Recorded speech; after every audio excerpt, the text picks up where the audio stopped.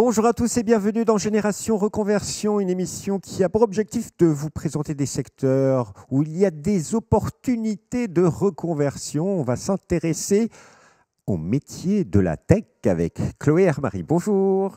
Bonjour. Vous êtes fondatrice et dirigeante de Adatech School. Alors, ma première question, c'est qu'est-ce qu'on entend par le secteur de la tech ou les métiers de la tech ?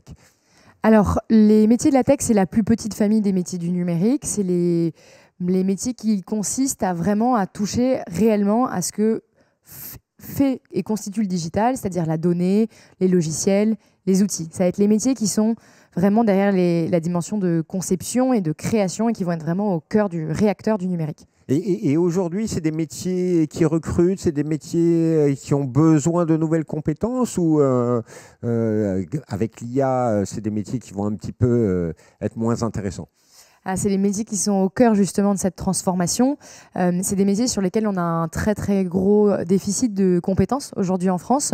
On n'a pas assez de profils qui savent manipuler de la donnée, on n'a pas assez de profils qui savent concevoir des outils, qui savent développer, qui savent aussi déployer des solutions sur par exemple le cloud. Et donc c'est des métiers qui sont vraiment très porteurs, pénuriques et qui sont aussi amenés, il faut se le dire, à beaucoup évoluer. Effectivement, c'est des métiers qui sont très changeants. Et on peut se reconvertir dans ces métiers grâce à Adatech School, parce que vous êtes spécialisé dans l'accompagnement à la reconversion dans ce secteur. Oui, Adatech School, c'est un organisme de formation qui a été créé en 2019, que j'ai fondé, qui a démarré à Paris, qui est maintenant présent aussi à Nantes et à Lyon, et qui propose une offre de formation qui permette de se reconvertir, de s'orienter dans les métiers de la tech, même sans aucun prérequis technique ni de diplôme. Donc vraiment, on a une formation qui va débuter, qui dure 9 mois, pour des personnes débutantes, sans base, vraiment en programmation, en ingénierie logicielle. On va les former pendant 9 mois. Et puis ensuite, après, il y a des formations en alternance, Bac+3 et Bac+5, qui permettent de s'insérer dans le secteur. Donc une formation initiale, on va dire, pour rentrer dans l'univers. Mais c'est pour qui? Est-ce qu'il y a quand même des prérequis? Vous sondez les personnes pour voir si elles sont faites pour ça ou c'est liberté absolue de choix? Non, c'est une formation qui est sélective. Nous, ce qu'on recherche pour les personnes débutantes, c'est ce qu'on va appeler les compétences fondamentales au métier de la tech. En vérité, ce sont pour moi des soft skills. C'est un esprit de curiosité, parce que, comme on se l'est dit, ce sont des métiers qui évoluent énormément. C'est dans ce sens de la curiosité, un esprit aussi d'autonomie, d'aller chercher par soi-même des solutions. Ce sont des métiers en fait, de recherche. Les métiers de la tech. Et puis aussi un esprit de la coopération, puisque ce sont des métiers qui sont en fait vraiment, contrairement à ce qu'on pense, quand on dit tech, on imagine des personnes dans une cave qui parlent à personne avec un sweat à capuche. En vérité, ce sont des vrais métiers de l'entreprise dans lesquels on va concevoir des outils à destination des usagers de la vraie vie, avec aussi des collègues, et on va participer à un projet collectif. Donc ce sont des métiers qui sont profondément humains et coopératifs, et c'est ça aussi qu'on regarde chez nos apprenants et apprenantes. Alors, Adatech School, vous êtes présent sur plusieurs sites, mais au niveau de la pédagogie, c'est quoi? C'est du présentiel, c'est du distanciel? Qu'est-ce que vous proposez? Et ça dure combien de temps après les 9 mois où on a appris tout l'univers de la tech? Pour la formation qui s'adresse aux débutants et aux débutantes, donc cette fameuse formation de 9 mois, c'est une formation en présentiel, sur site, du lundi au vendredi, donc à temps plein. Le but de cette formation, c'est vraiment de mettre les gens dans un environnement, de les sortir souvent de leur environnement précédent, familial, mais aussi académique ou de métier, et de les mettre dans vraiment une bulle dans laquelle on va parler logiciel toute la journée avec des ingénieurs logiciels qui sont les profs, les encadrants, et avec les futurs ingénieurs logiciels qui sont ses coéquipiers et coéquipières de formation. Pour les formations en alternance, Bac+3 et Bac+5, ça va être des formations qui sont plutôt à distance, majoritairement dans l'entreprise, puisqu'on est 4 jours en entreprise, 1 jour à l'école. Et là, on va pouvoir faire son alternance n'importe où en France. Voilà, alors l'école est récente, mais vous avez déjà les taux d'insertion de vos étudiants ou reconvertis à nous citer. Alors l'école a 6 ans. On a les taux d'insertion après le module fondamentaux. On va avoir 70% de nos apprenants et nos apprenantes qui poursuivent en alternance chez nous. Et puis après, c'est vraiment la partie la plus difficile. moi c'est ce que je dis à tout le monde qui cherche à se reconvertir. Ce premier bloc est le plus difficile personnellement. On a souvent mis des investissements financiers, des investissements de temps, on a mis entre parenthèses sa vie. Et ensuite, on va aller chercher une alternance et c'est comme le premier emploi, c'est le plus difficile à décrocher. Après, les taux d'insertion explosent une fois qu'on a décroché son alternance.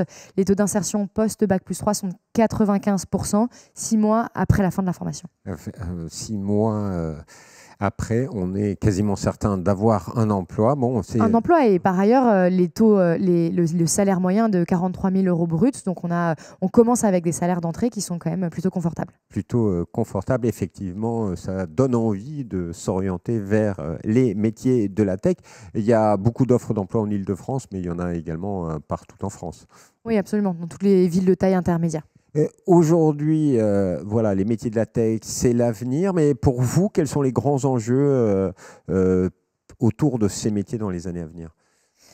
Quand on me pose cette question, on ne peut pas oublier l'IA, l'intelligence artificielle générative qui est vraiment en train de, en vérité, transformer globalement les métiers et les structures de l'entreprise, mais par ailleurs sur tous ces métiers, l'intelligence artificielle va poser des enjeux de sécurité, justement des logiciels. Donc ça va rediriger l'importance aussi vers des métiers qu'on appelle les métiers d'ops, les métiers de sécurité. C'est pas que des métiers de cybersécurité de réseau, mais c'est aussi comment on produit des logiciels, on maintient des logiciels dans une dynamique de sécurité. Ça va aussi avoir des enjeux de transformation sur aussi la manière dont on conçoit et produit du code. On peut produire beaucoup plus vite aujourd'hui du code parce qu'on se fait aider de l'intelligence artificielle générative. On peut prototyper plus rapidement. Donc on s'attend aussi à ce qu'on puisse aussi beaucoup plus produire des produits, des nouvelles solutions et donc que le métier soit exposé à encore énormément de dynamisme. Et pour ceux qui sont en reconversion, la reconversion pour vous, il faut que tout le monde s'y mette. Comme on s'est mis tous au digital. Alors, ce que je constate depuis 6 ans, c'est que deux choses. On constate une vraie transformation de l'entreprise. Tous les métiers sont amenés à être transformés par le numérique et par les enjeux sociaux, environnementaux qu'aujourd'hui notre société rencontre. Donc tous les métiers, je pense, sont amenés à... On a un rapport à la technologie, surtout quand on ne vient pas de là, un peu boîte noire. Ouh, c'est pas pour moi, j'en ai peur. Je pense que tous les métiers aujourd'hui, si on veut rester employable, doivent s'intéresser à qu'est-ce que ça a comme influence sur moi, comment j'utilise ces outils. En ce qui concerne la reconversion, moi, ce que j'observe depuis 6 ans, c'est qu'énormément de personnes ont cette soif de reconstruire une seconde carrière. On travaille plus longtemps, on a envie de plus de sens, on a envie de se renouveler. On voit des métiers aussi émerger qui n'existaient pas quand on s'est orienté à l'époque. Et donc, il y a cette vraie soif de reconversion. Néanmoins, c'est un parcours qui est exigeant, c'est ce qu'on se disait. Souvent, on met une vie de famille à côté, une vie financière, on va se détourner d'un job. Il faut pouvoir le préparer. Moi, j'appelle ça faire son business plan de vie pour pouvoir le faire sereinement. Mais c'est vrai que les personnes qui le démarrent et qui le réussissent sont extrêmement satisfaites. C'est des nouvelles voies qui s'ouvrent. On se réinvente une seconde fois et c'est une très belle histoire. Voilà, j'imagine que ces très belles histoires, vous les décrivez parce que vous connaissez vos reconvertis dans votre école. Alors, si vous voulez vous reconvertir dans les métiers de la tech, allez tout de suite sur adatechschool.fr. Et pour conclure cette émission, c'est le conseil. Pour tous ceux qui veulent se reconvertir, votre conseil, c'est quoi? Pas forcément dans les métiers de la tech, mais... C'est le business plan de vie. C'est en fait, il ne faut pas sous-estimer l'aspect environnement personnel dans ce choix de formation. Donc on parle évidemment des enjeux financiers, de quoi j'ai besoin pour vivre ma vie, payer mon loyer, potentiellement nourrir ma famille, de quoi aussi j'ai besoin pour être serein. C'est des démarches qui sont stressantes, donc il faut créer cette petite bulle qui va durer, et puis il faut prendre le temps. Ça ne se fait pas en quelques mois. Je pense qu'il faut plutôt prévoir une 12aine de mois devant soi. Donc, il faut créer cette petite bulle pendant 12 mois. Trouver la sérénité et prendre du temps. C'était le conseil de Chloé Hermali. Merci infiniment. Et quant à nous, on se retrouve bientôt pour une nouvelle édition de Génération Reconversion. Au revoir.